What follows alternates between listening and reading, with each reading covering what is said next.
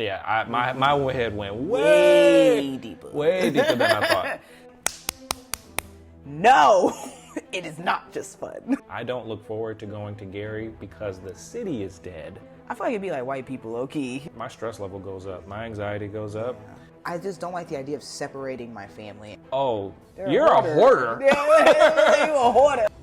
Just wanting to make sure that the Lord positioned me with someone that would not allow our family to break apart, because I didn't want that to ever be my kid's story. But yeah, that's how I envision Christmas.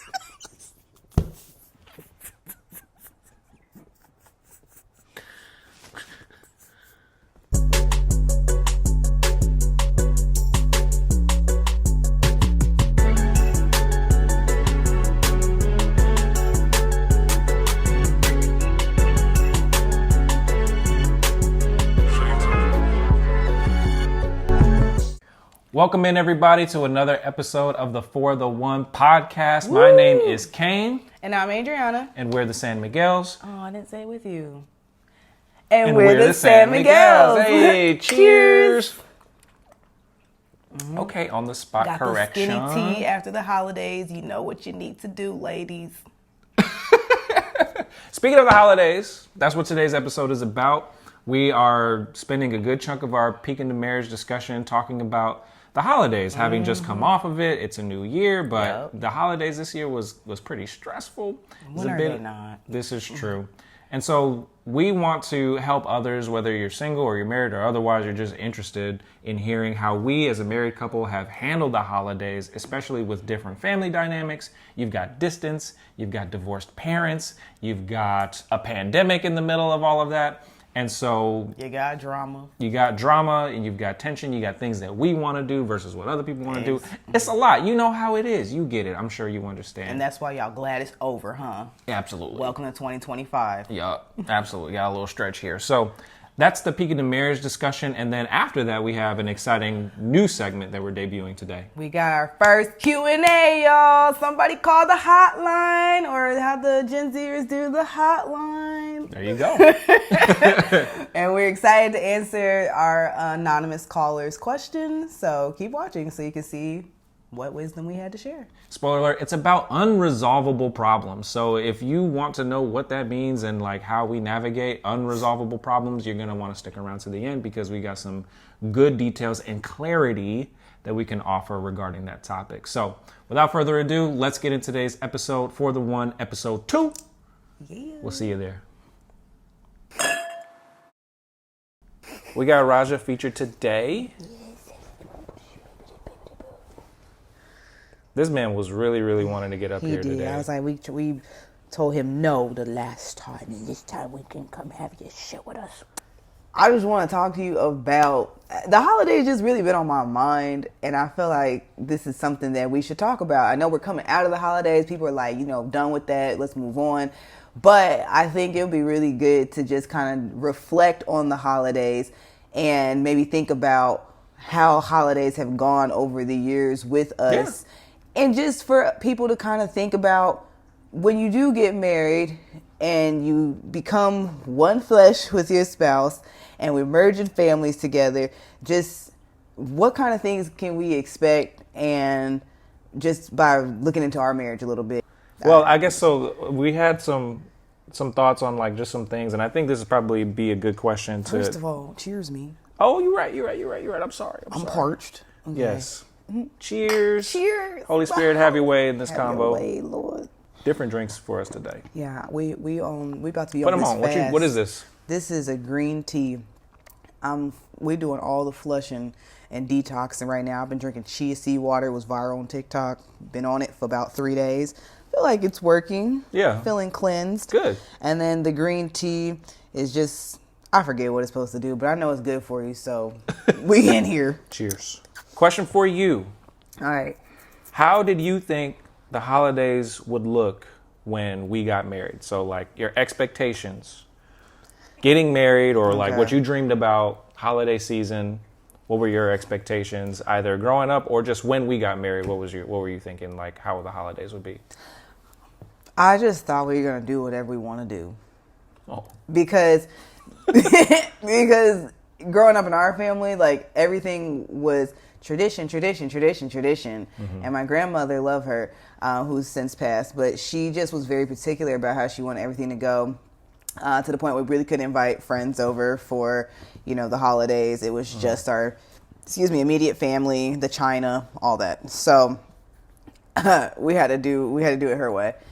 So I just thought that we were going to be able to do whatever we want, and not really thinking about the fact that, Kane's got family too, so might have to go see them sometimes. You didn't think about that? It's not that I didn't think about it. It's just, you're asking me like rose-colored glasses, like what did I think the holidays were going to be like? And I just thought we were going to do what we want to do. We were married, we were only 22, 23 at the time. Like, I mean, what do I know?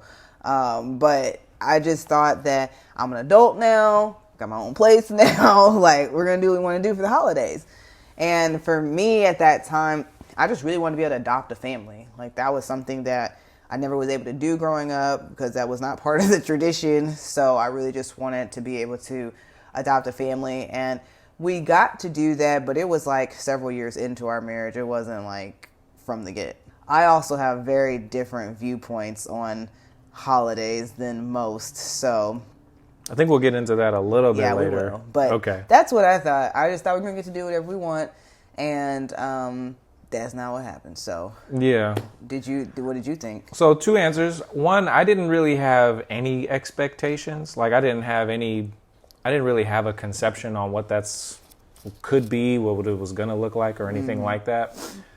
Growing up, when we got married, I definitely imagined more of a merging of the two. I kind of began to think about what would it look like for us to split the holidays between your family and my family, like would we do Thanksgiving for one and Christmas for the other, etc., especially early on. I also thought we were just going to like merge the families together. We'd have one big happy holiday. Right.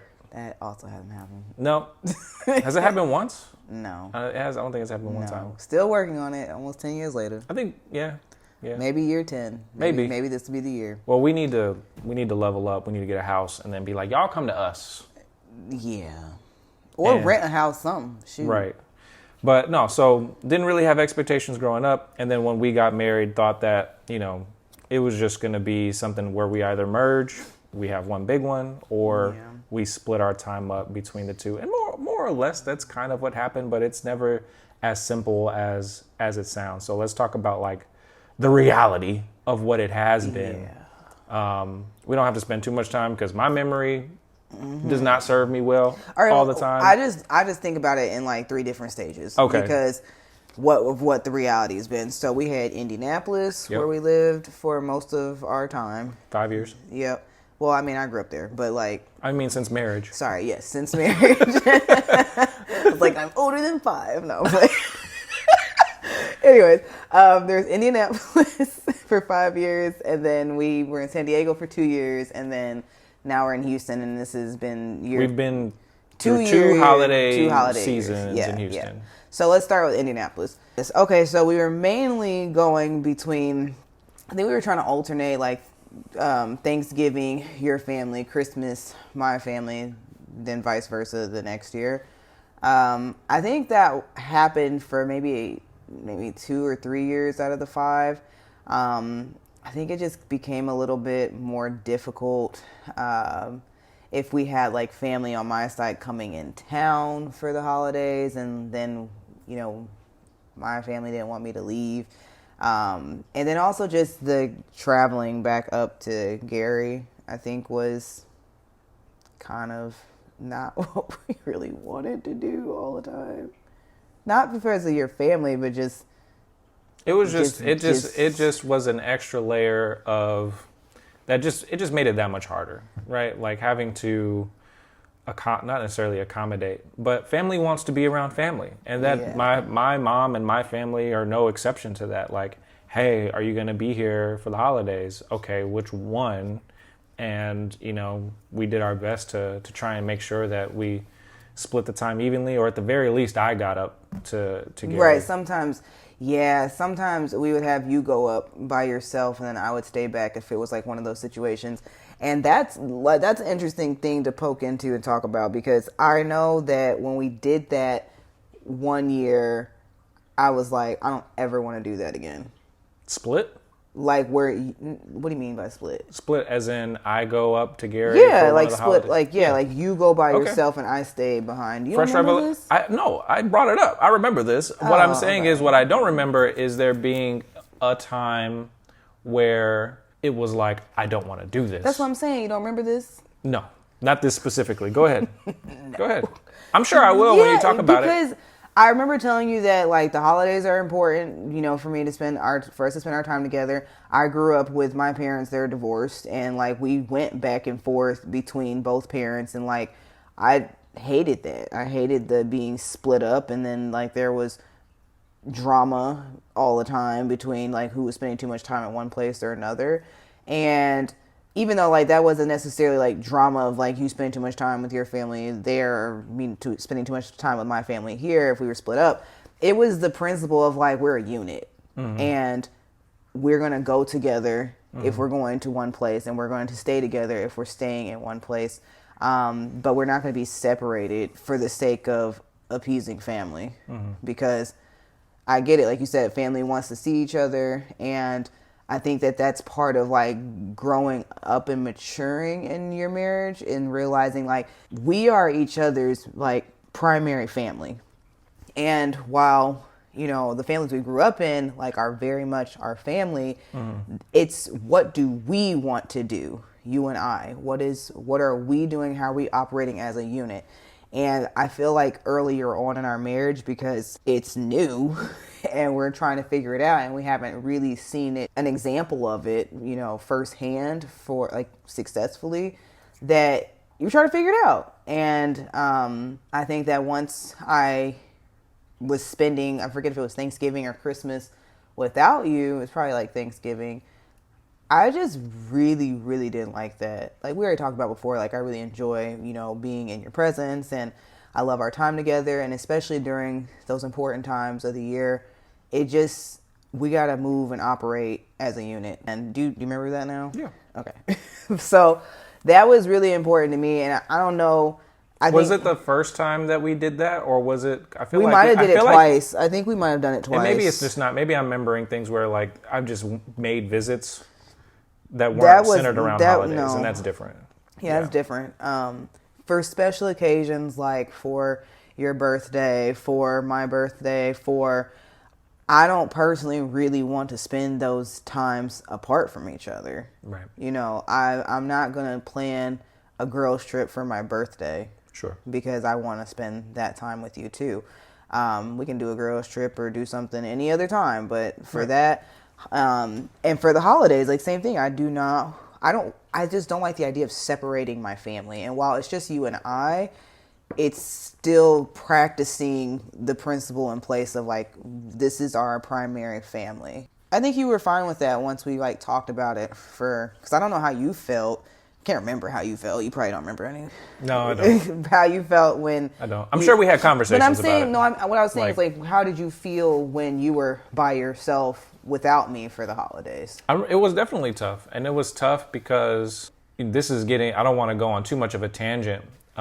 This is something we could probably talk about a little bit later or just on a future episode, just around feeling tension between wanting to see my family and the I think reasonable expectations that like, hey, my mom and my siblings and my aunts and uncles should see me at some point during the year.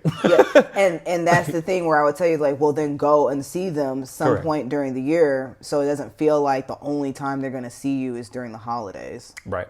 Potentially. Yeah. Was that the last year that we did that, to your memory?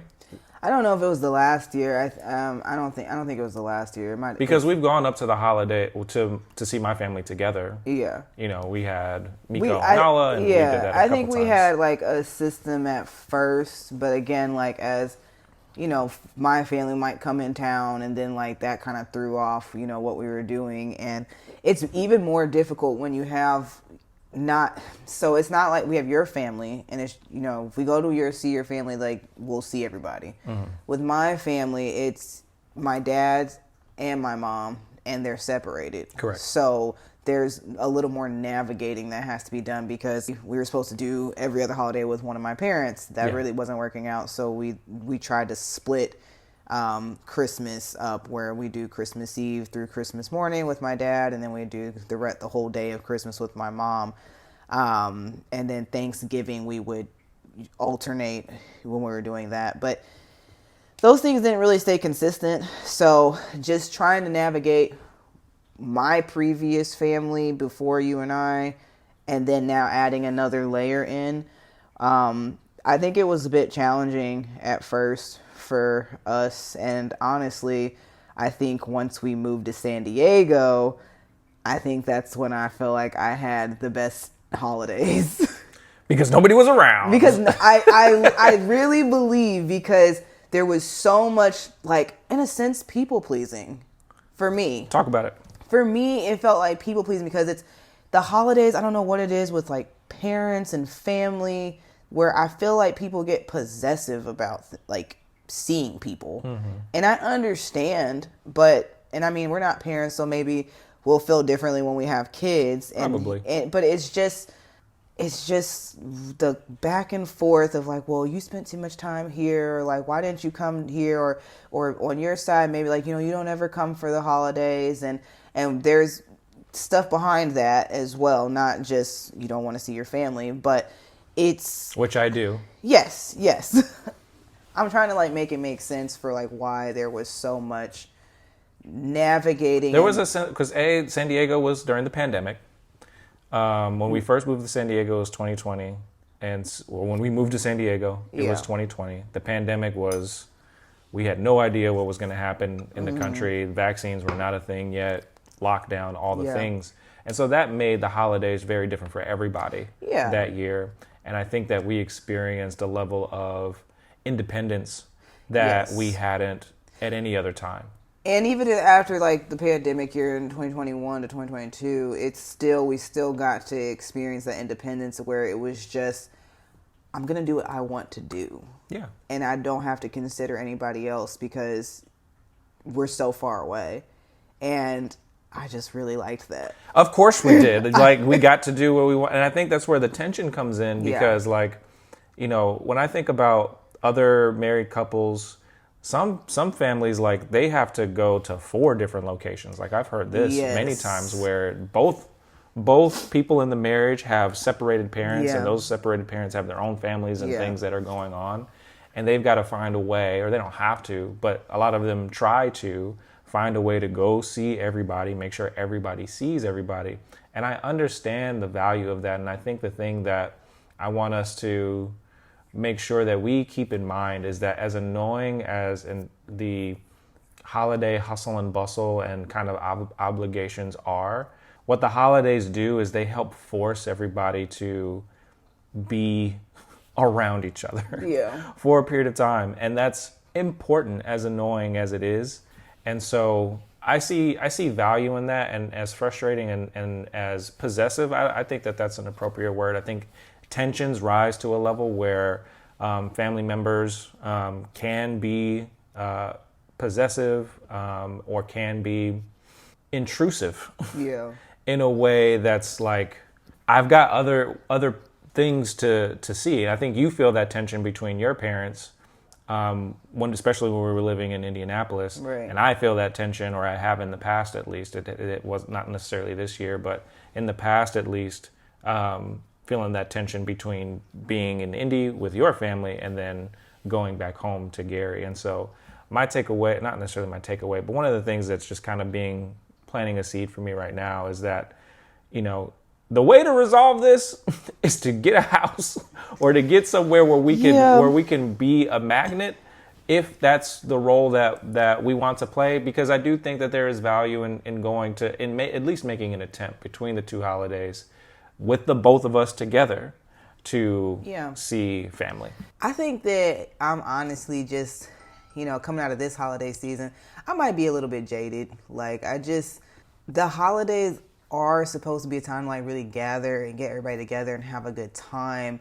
But I feel like a lot of times there's so much stress and pressure around making holidays perfect. And it's missing the meaning of what the point of the holiday is a lot of times. So, you know, for Thanksgiving, we're supposed to be thankful and gratitude and all that. And when you're going to family's house and if there's drama between, you know, family members and it's not really as pleasant, like going there and you're not in the mindset of like, I really want to just celebrate here, and which has been different being in Houston, because we didn't really get to talk about that. Being in Houston, we have the most family on my side that we've had. My mom is one of 3 kids. She moved down here a year ago now. My uncle and his family, they all live down here. And my uncle, basically, that lives in D.C., he just comes down to one spot now. And my granddad's down here. So everybody's pretty much here. Like, if your family came down here, then everybody's here pretty much, except my dad too. But it's just much easier to get everybody together because everybody's in one spot for the most part. But with so many different people, like, there just comes a lot of different opinions about things. There a lot of different mindsets of how they want to do this or how they want to do that, which might be different from what you want to do. So for me, Thanksgiving, like, I want to give back. That's what I want to do. And yes, I can come and have dinner, but obviously people put the time into it and they want to start at a certain time. And I think just having to be so focused on like doing something a certain way that people want to do it kind of takes the joy out of it a lot for me, because this is their vision, this is what they want to do, and you have to respect what they want to do. Mm-hmm. Where for me, it's anytime we're doing the holiday seasons, like, you know, we already talked about, we give a lot, and I just really want to give more during that time of the year.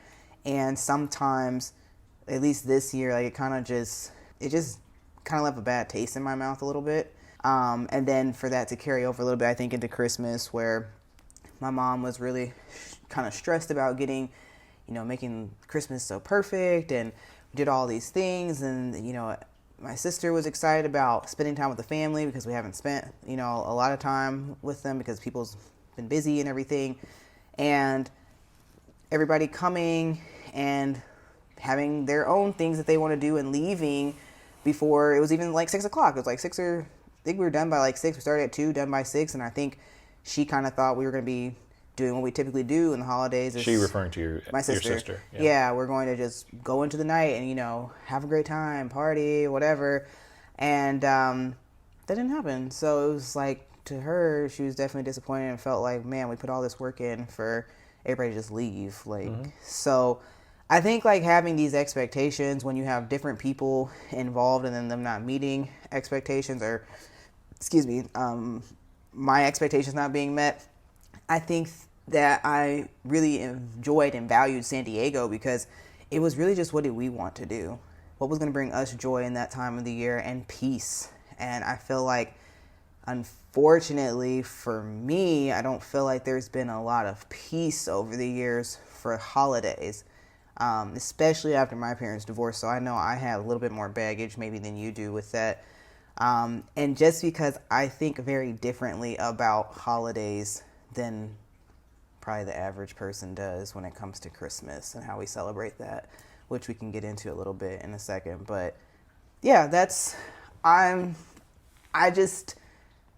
don't feel like I feel the joy of holidays like maybe I did when I was a young kid growing up. And obviously you're young and you're a kid and you're kind of oblivious to what everything's actually going on. Right. And maybe when we have children like that, we'll bring the joy back in a sense. But again, like, I think that we're going to do things very differently than what we were raised. So yeah, my final thought on this is that, like, as stressful and as frustrating as it is, like, just in real time in this conversation, I'm glad that we did it.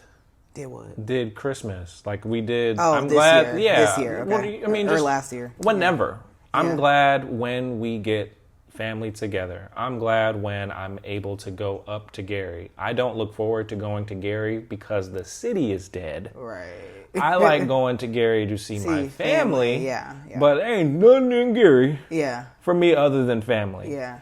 And so it's just important to keep that front and center, especially retrospectively now that we're past it, and to be able to acknowledge it and say, like, I think that the holidays, how they happened, as stressful and as frustrating and as chaotic as they have been and can be, I would rather have it in different ways, but I'm not going to put down the experience of what last year was and what previous years have been. There was a lot of good times. There was a lot of, laughs and joy, and particularly, like, again, it's a sensitive spot for me, but with your grandfather, like, I love him dearly, and for him to see another year, to see his kids and the kind of legacy, like, those moments matter, regardless of whether we take pictures. I wish we took more pictures. Right. That's something I've always been bad at, but holidays are stressful. We have different priorities when it comes to the holidays and how we hope to do things in the future. I'm sure when we have children, like, our moms in particular, I think are really going to galvanize. And in some ways, for better or for worse, I think will be a magnet. I think grandkids tend to be magnets. So we have we have cousins that may have children soon, or however the case may be. That tends to bring everybody together, for better or for worse. Like, that shouldn't be why, but it just does. And, maybe when that happens, things will look different, but we'll still have our own priorities and traditions and things that we'll want to carry on. And before we transition to talk about, like, what we hope to have, for future holidays and, like, what vision we have for our family, I do want to mention that I think that it's great. You have a really positive outlook on the holidays, and I probably have a more negative outlook on the holidays as of, the past few years, which is, again, it's not that I don't want to be around family. I think I just want to have more option of when. What do you mean? Like, if I'm going to do it this year or if I'm not going to do it this year. Oh, sure. So, like, when you're in San Diego or when you're living far away from family, you decide if you're going to go travel and visit. Sure. And then it's like I have the expectation of, it's also, I think, just different when you're going to visit because you're not hosting. Sure. And that's part of where maybe it's different for you because you're not usually in the kitchen doing a lot of the stuff, or, right. You might go pick up some stuff for me, but there's a lot more pressure to get everything together and set up. And I like hosting. Yeah. But I like hosting how I want to host. Right. And it hasn't really been us hosting, it's been assisting who's hosting. Yeah. Or coming to whoever's hosting's place and following what they want to do. So I do look forward to us being able to, like, create, our own traditions and what we would like to do, because I think that will bring a little bit more joy back into the holidays for me. But, I feel like in the recent years, I've just kind of been looking forward to, like, getting them over with. Me too. I mean, candidly, like, in real time, like, holidays, as they're approaching, my stress level goes up. My anxiety goes up. Yeah. It's only looking back, like, we got through it, we survived, we're fine. We survived. First world problems. For real, like, big time. And, like, I don't want to the Andy Mineo song, "It Could Be Worse," always comes to mind. Like, it could absolutely be worse. It could be more difficult. It could be more stressful. Like, merely the whole, like, 4-parent situation thing. Like, if my father was in my life and we had a relationship on any level, there may be some sort of expectation there, and that would just be a lot more complicated. And honestly, like, that makes me, like, really think about holidays. Actually really makes me think about why it was so important for me to pray about who the Lord was going to bring into my life as a husband and who I was going to marry, because holidays really, like, kind of became a trigger point for me growing up, and for a lot of different reasons. Like, we've talked about just how economically things changed and how expectations changed, and not wanting to be disappointed about things, but just, you're a kid and I can't hide how I feel. Like, it just always shows on my face, sadly. But not wanting to feel that way because I knew the situations at hand. But just I guess like the magic of the holidays really like just drifted away, and I haven't really seen it come back since I was a child, like maybe since I was like 11 or 12.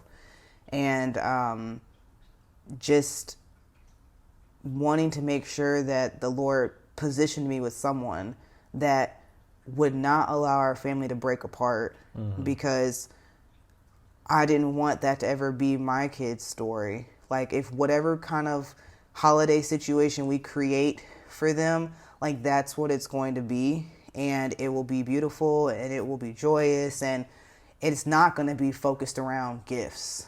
Yeah. And that's kind of what we can talk about too now, like with what we hope to see holidays to look like, where I pray that the Lord can bring joy back into the holidays for me, because I don't want to be a Scrooge. Like, I don't want to be that person. But it's definitely something that's weighed on me. So I want to kind of close this up. So we've seen a lot of we've experienced a lot of different things during the holidays. There tends to be tension, as with everybody. You know, for some people, the holidays are really a trigger in a different way, because they've lost parents. Their loved ones are in completely different circumstances. For us, you know, you with divorced parents, me with family living, you know, miles and miles and miles away for most of our marriage, if not all of it. Yeah. And so that's created a different kind of landscape, and we've done our best to navigate that with grace and with love and with appreciation, desiring autonomy and independence, but also just, you know, trying to appreciate what we have while we have it, you know, in the seasons that we do. And so looking forward, you know, let's like rose-colored glasses on, but for the future, right? What are some of the big things you envision for when we have children, the traditions and the things that we're going to value in terms of experiences? I definitely want it to be around family. Right. So it might have sounded like I don't want to be around family this whole time, but it's I want to be around family in a certain way. And I may not get exactly the way that I want it, but I do want there to be certain experiences where it's joyous, like it's not drama. There's gonna be stress. Yes, there's gonna be stress, but I don't want to feel like there's drama all the time. We could try. Go ahead. Okay, this is my rose-colored glasses. Yeah, this is your rose-colored glasses. Like, let's go. This is my fairy tale dream. All right, let's go. Let's hear it. So I think that for like Thanksgiving, if there's going to be any holiday that we host, I think I'd want to host Thanksgiving. Okay. Because the things I want to do Christmas is just different. So Thanksgiving or New Year's, like the New Year, one of the two, like that being a thing that we do to celebrate, and we host. And we'd have a home big enough to accommodate, if it's not our home, we're renting a home, Airbnb, something, to accommodate hosting and bringing people out, your family, my family. I would like us all to come together. I would like this to be like, this is the once a year that we all come together, and it's not you're going here, you're going there, and like, or we're splitting up our time, whatever. It's just everybody knows San Miguel's host Thanksgiving. It's going to be live. It's going to be fun. It's going to be really good food. We're going to have games. I see those games people be playing on Facebook, Instagram. Like, I feel like it'd be like white people, low key, but they be looking like they be having fun games. I'm like, man, like they be having some creative games. Like, just, I know not of these games. I see them on there and I'm like, man, who came up with this? Like, just white people are good at coming up with games. White people be playing some games, okay? They be making up games out of everything. Yeah, we be playing board games and cards, okay? But they be coming up with some games and it just looks really fun. I would like to do like creative games that people come over, they know like they're gonna have a good time because they're gonna be playing different games, you're gonna be winning money, whatever. Like, it's just gonna be a great time. So I kind of envision that for like a Thanksgiving or a New Year celebration. But then Christmas, I see Christmas very differently because, you know, we've talked about it, like we're not gonna do gifts for Christmas. We're not doing Santa Claus for Christmas. Because it's really important that our children understand when we talk about for Santa, for example, someone has mentioned this and it's like, you took the words out of my mouth. Like, I don't know that I was going to put it that way, but that's exactly how I feel about it. If we're teaching our kids about Santa and we're teaching our kids about Jesus, Santa, knows when you're sleeping, he knows when you're awake, he knows when you've been good or bad, blah, blah, blah, blah, blah. Like, he's somehow monitoring you and can, see if you've been good or bad, to see what list you're going to be on. And then if you're good, like, he's showering with all these gifts for Christmas. I see where this is going, I think. Go ahead. Yeah, and that's what you believe. Like, at least, I don't know about kids today with this technology, because we didn't have access to that back then, but I really believe that wholeheartedly, and just other kids did too. So one of the things that someone said is like, well, when we're talking to our kids about Jesus and they can't see Jesus, but Jesus knows what you're doing, like he's with you at all times, and we're believing that he's our Lord and Savior. When we break the news to our kids one day that Santa's not real, and then we've kind of said some similar things about Jesus, and there's, well, why would I think Jesus is real? You just told me this about Santa, and like Santa felt more real to me than Jesus because there was tangible things happening every year, and just a whole hype around him for a season. Then why? Like, I don't want them questioning, is Jesus real? Like, there's already enough in this world that's going to be set up, against them to believing in our Lord and Savior. I don't want them questioning that. So we're not doing Santa. Santa. That's not where I thought you were going. That's a great point. Okay. I'm going to share really quickly what I thought, because I think it's kind of good, but Okay. we'll see how it lands when I say it. Okay. You were talking about he sees you when you're sleeping, he sees you when you're awake, and you're on the good or bad list, right? Naughty or nice. And based on whether you were good or bad, you get gifts. Right. And I thought this was going to point to works-based, like that's a little giving. deeper. It is deeper. But works-based still. versus grace. But That's where I still. thought it was going. Like, you got a Santa ma- is if you got a mature works-based. kid, they might You get got to that. earn your gifts, right? Yeah. You got to earn what you get, versus Jesus is not that. And so what are we teaching our kids? We're teaching Yeah. our kids works-based. You get things Yeah. versus not, which is like, yeah, in life you earn stuff. Yeah. But yeah, my head went Way deeper. way deeper than I thought. That's okay, but I mean, like, you're an analytical thinker like that. That was off the dome. But I'm saying, like, maybe our kids will think like that because, you think differently. But I don't think anybody's thinking that but me. But okay, go ahead. anyways, the point is, we're not confusing the reason for the season in our household. Correct. Let's go. We already don't recognize, I don't think people look at Christmas as a religious holiday anymore. I don't think people see it that way. Yeah. It is observed, like, federally. Fine, but what does culture look at it as? I remember I had a friend from work when I worked at the Louis store, and she was Jewish, and she said that she was getting herself a Christmas tree. And she talked about how, she just thinks it's so fun because her boyfriend was Christian and she was Jewish, and that she was just really excited about, like, the holiday. And, like, her parents were kind of, like, against it because they're Jewish. But culturally, she's just like, I mean, everybody does it. It's just fun. And I'm like, no, it is not just fun. It is recognizing the birth of our Savior. And that's really important to me. And I don't care about people talking about he wasn't born on the 25th. That's when we observe the holiday. That's when we observe that he came, because we know he came. We may not know the day, but this is the day we celebrate it. And I just really look forward to doing things to give back on that day. Like, I believe our kids are going to be blessed children and will, have more than what most of the world has.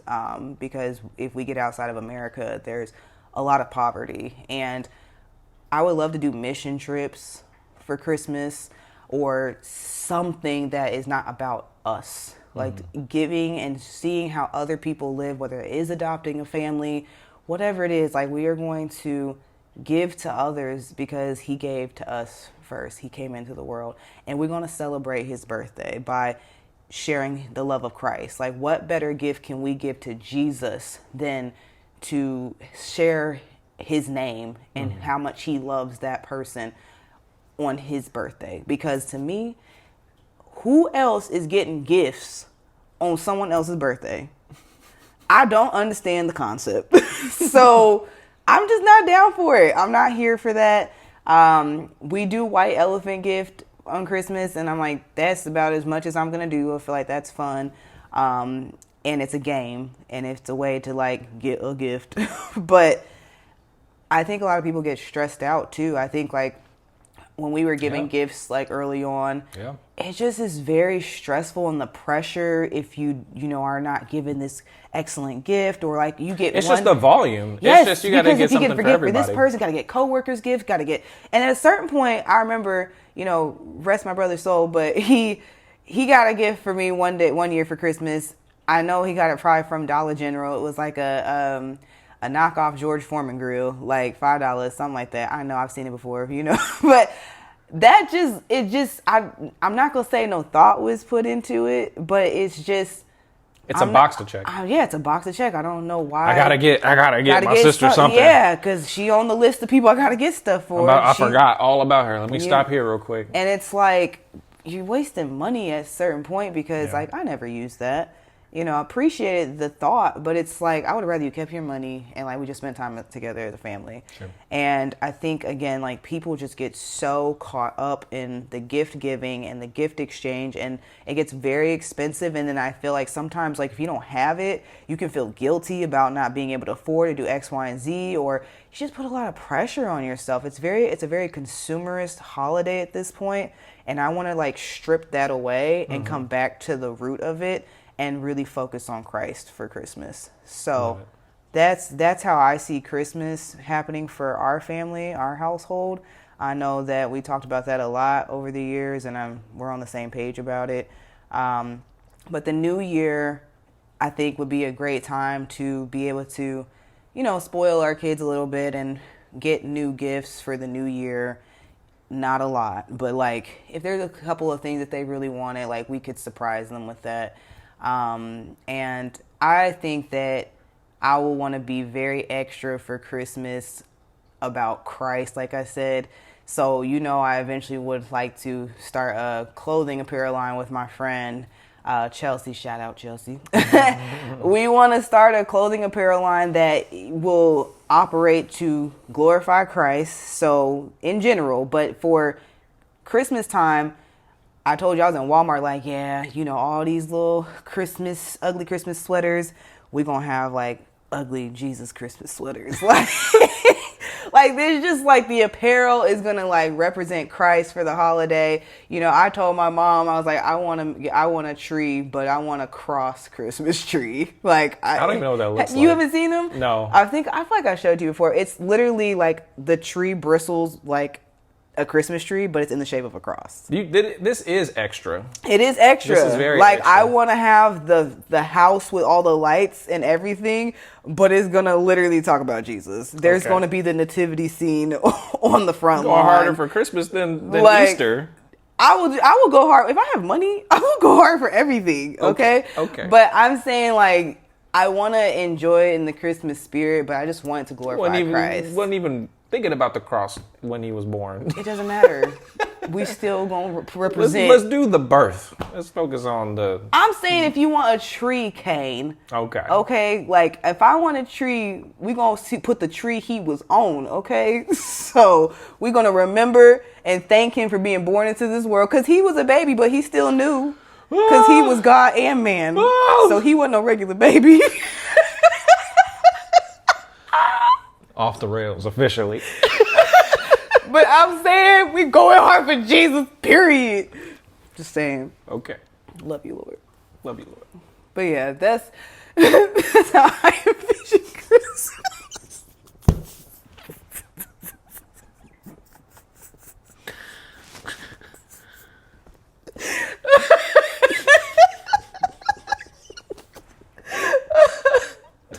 Sorry. I'm just sick of all this other stuff, man. You gonna know I'm fed up. I'm fed up. You finna know who Jesus is on Christmas, okay? I'm fed up. On Jesus. Oh my goodness. On God. Yes. So I ain't got nothing you to got add. any visions? No, I don't have anything to add to that. You stirred up the pot. The meal is done. The steak is cooked. That's why we balance Stick each a other. fork in it. Yeah. I be out here with these wild thoughts, and you be like, okay. Lego.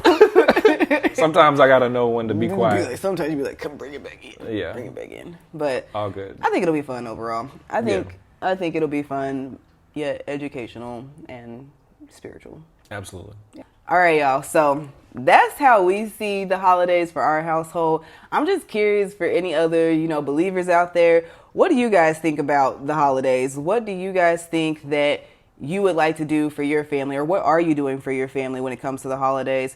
And how are you, representing Christ in your family, your relationship?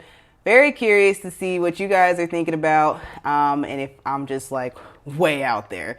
But I really appreciate you guys listening to our thoughts and feelings about the holiday season, and just really glad they're over and we can go forward and talk about something else. Yeah, so let's get into these Q&As. Somebody called the hotline and we got some answers for you. So let's move on over to that. Okay. First Q&A. But But before we do that, just want to side note that I forgot an important part of what I want to include in my holidays.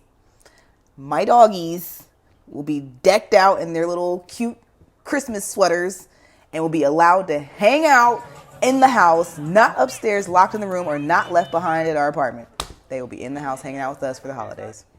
Duly noted. You made your point? Yep. Loud and clear. Yep. Okay. All right, let's get into this voicemail. Hello, For the One podcast. My name is Anonymous, calling from South Orange. And my question is, on other dating podcasts, I've heard that about, between 60 and 70% of, relational issues actually go unresolved for the entirety of the relationship. So that's not actually, what would make the relationship fail or not fail. It's other things.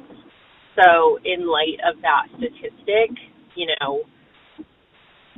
I guess my question is, how have you guys found that, you've been able to handle unresolved conflicts, unresolved issues, and been able to kind of move and manage through them, and be okay with them not all being resolved? Because as someone who's very solution-oriented, I like to solve problems, but apparently that's not realistic in a relationship. So that's my question. Thank you guys for all you do. And yeah, we'll see if this gets fast. Thanks. Bye.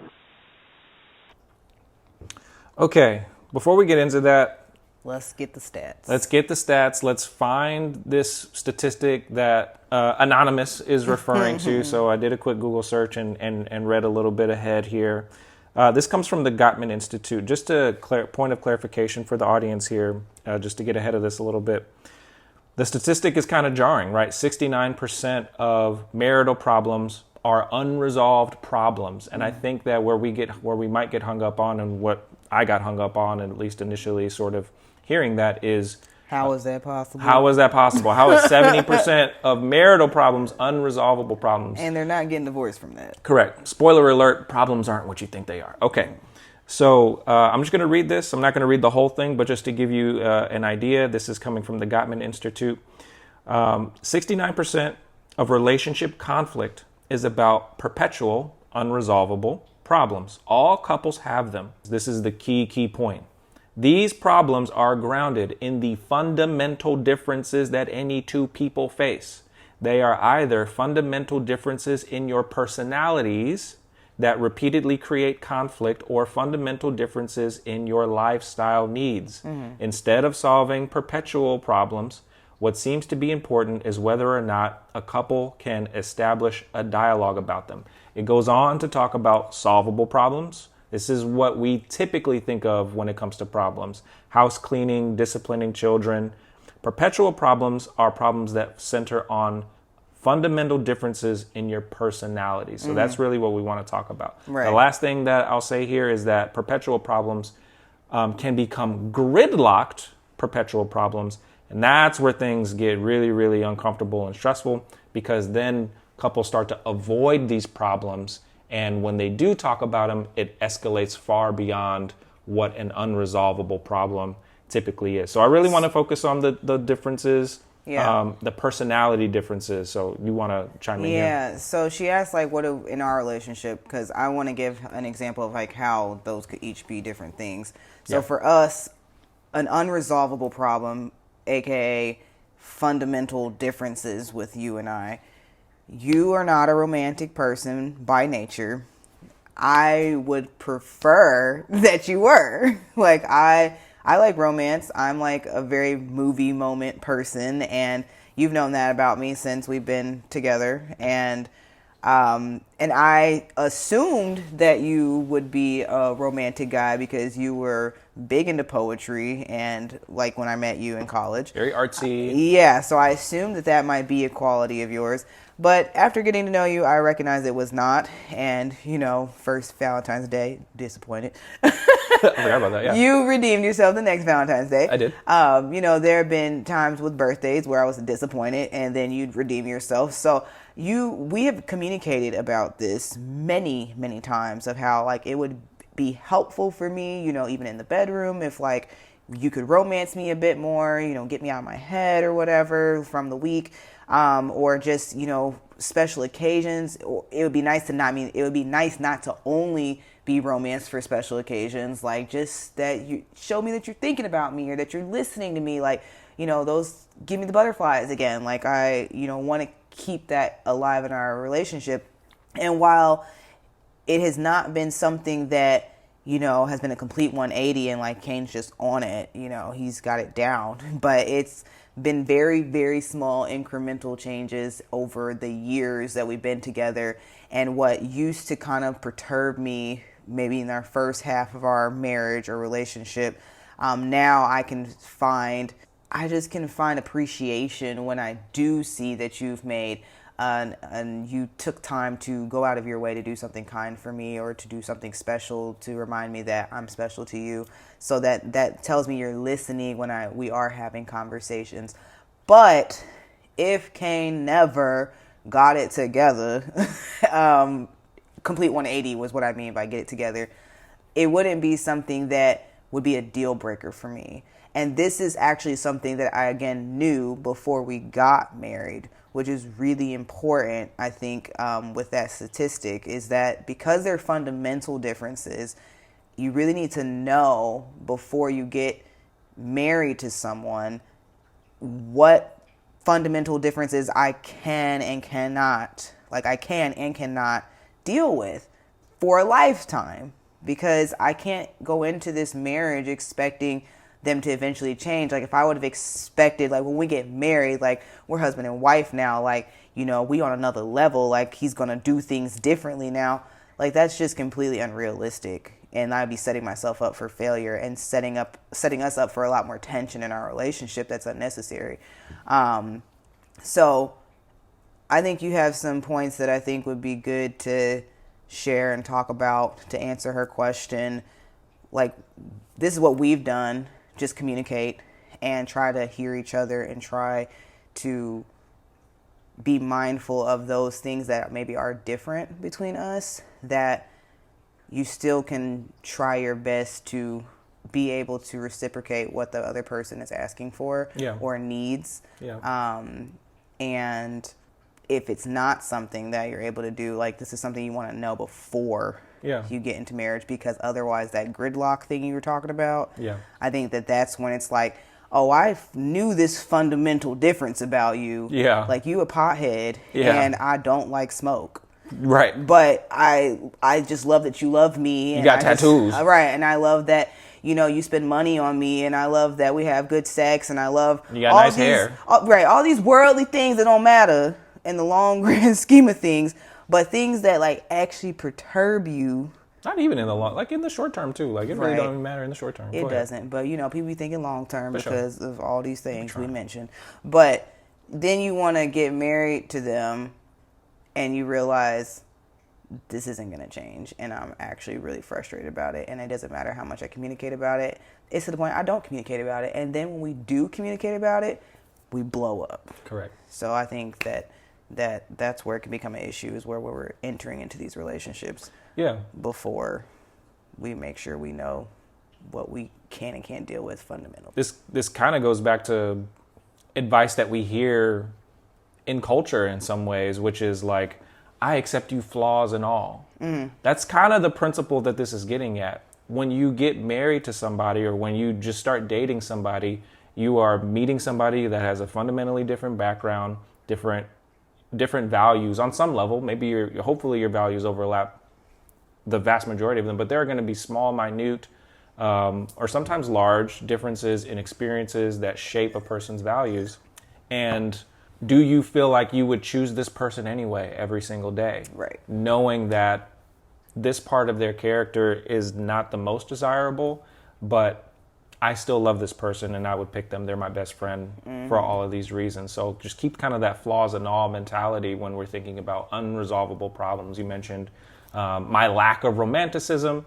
And one piece of advice that I have for anybody that's listening that is thinking about this is that if you're courting somebody, dating somebody, about to get married, or you're already married, early in your marriage, whatever stage you're in, don't just talk about it. Have conversations, have an open dialogue about whatever these problems might be when they come up, how they impact the relationship.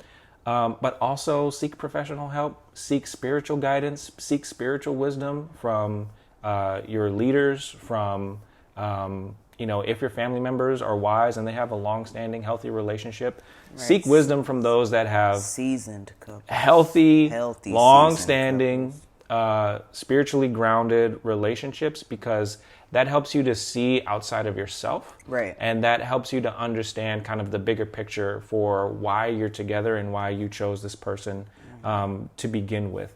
Talk about the problems between the two of you as they come up, or if they do become or are trending towards that sort of gridlocked, unresolvable problem. Like, for example, somebody can be somewhat messy. Like, they're kind of a messy person. They don't necessarily pick up after themselves all the time or what have you. But if that over time becomes, you're a hoarder. You're a hoarder. That can easily become a gridlock problem. So obviously exercise discernment and reason, but the big thing is you've got to be able to grow together. You're not going to be the same person that you were when you first started dating somebody, and your partner isn't going to be the same person either. You should be able to transparently see the patterns and habits and changes that a person is making over time. And as long as you are able to choose this person every day, knowing that there's some part of their personality that like gets on your nerves or kind of rubs you the wrong way or leads to, little things here and there throughout your marriage. If that is your person and that is your best friend, which is another thing like we really, really stress and harp on for anybody that's dating, is find your best friend, because that makes accepting the flaws and all a whole lot easier, because there's so much more that you enjoy about the person than the things that occasionally get on your nerves or things that you would like, things that you would prefer. Right. But the benefits so far outweigh this one thing, and you would rather spend your life with this person than without them. Right. That this thing that you prefer, that you would like, is it technically an unresolved problem? Yeah, but it's not going to destroy the stability or the foundation of the marriage. And like you were talking about earlier, it can change over time. There's a degree in which somebody can get better at a thing. Right. I think that for me, I'm not as romantic consistently or as frequently as you would like, but I think that when I do put effort in, what I do is really good. Yeah. And so like the quality is high, even though the quantity isn't very high. Right. And that's where some of the balance and where I can do better and try to be more mindful about these things. Because I want you to be happy and I want you to have the things that you want. And that comes back to your character too, though, right, where right. it's like this might be a point of struggle or for you that it's a little bit more difficult because it's not just like a natural, like some people are just naturally like romantic people like that. Yeah. This requires more work and thought process for you. And that's okay. But because of the kind of character that you have where, I value seeing my wife happy and I value seeing my wife smile and I value that. So it may come more from laughs, and, just being affectionate with her or whatever, but I'm going to make sure that I also try to keep in mind when there are at least important times to be romantic, because I know that she values that. So 2 categories: if you're single, unmarried, like even if you're dating, I still consider that single, and married. If you're single, dating, unmarried, you definitely want to make sure that you are taking the time to really understand your deal breakers. What are things that you cannot deal with a person? Yep.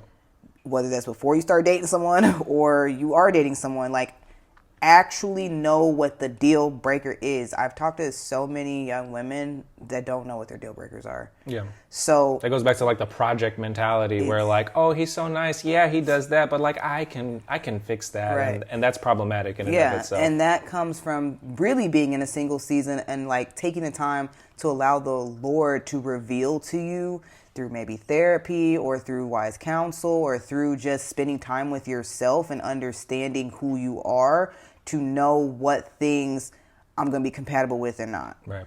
That's really important before you get married, so that when you do decide to get married, now we're on this side and we're not dealing with things that are so unbearable, you know, because we have fundamental differences and they're just unbearable. And I just really thought we could like get past it.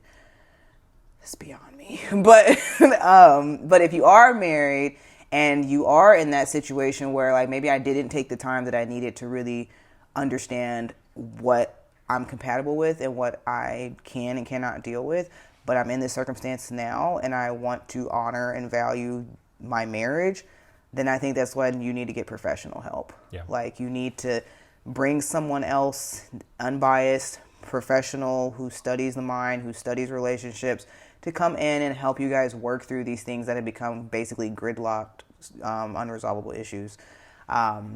Because we don't want your marriage to suffer. You don't want your marriage to suffer because you can't talk about things without blowing up. Because these were things that were a problem before you got married, and they have continued to grow and become bigger problems in marriage.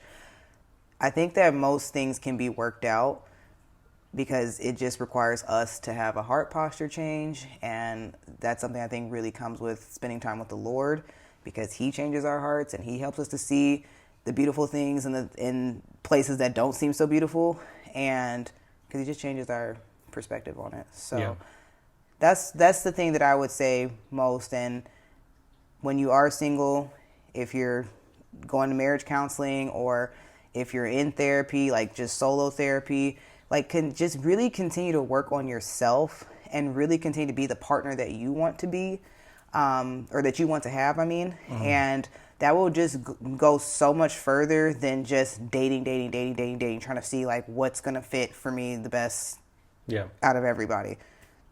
Yeah. No, really work on yourself, really understand what you value, really understand what the Lord has called you to, so that when your path crosses their path, if you are already on, God's perfect will for your life, your paths are going to cross and you guys will be prepared for each other.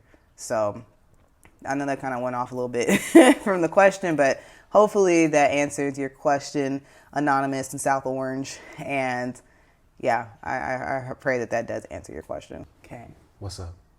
We just answered our first Q&A. That's what's up. On a hotline. I'm excited about it. We legit. Professionals. You're not professionals. Not therapist professionals, but like. Correct. But like podcasting professionals. Not even that, because we don't get paid for this. Not yet. We will, though. I learned that's what professionals mean when I was in 5th grade at after school YMCA program. They said, what does professional mean? And I thought it was just somebody, I don't know what I thought, but I found out it was somebody who gets paid to do what they do. So ain't nothing professional here. Yet. It's only crazy until it happens. Well, I know we talked about unresolvable problems. Yes. We had our peak in the marriage. You know what's not an unresolvable problem? What? A solvable problem. We need some followers. we need some clicks. We need some shares. We need to find the one. Who is the one that God needs us to, sow some wisdom into? Just share it. It's a solvable problem. It don't have to be a problem. Just push like, comment, or share, or all of them if you're feeling gracious. maybe even leave a review on not YouTube. What is it? Spotify, Apple Podcasts. Yeah. That's new for us. I don't really know about the reviews. We're figuring out You the know? closing talk tracks here, but that's all. Yeah. That's all accurate and true it and very good. much is. So, do what you got to do. Support the kingdom mission here. Yeah. And we love you. Thanks for watching the For the One podcast. I'll take care. Okay. I was like, you forgot to say it again.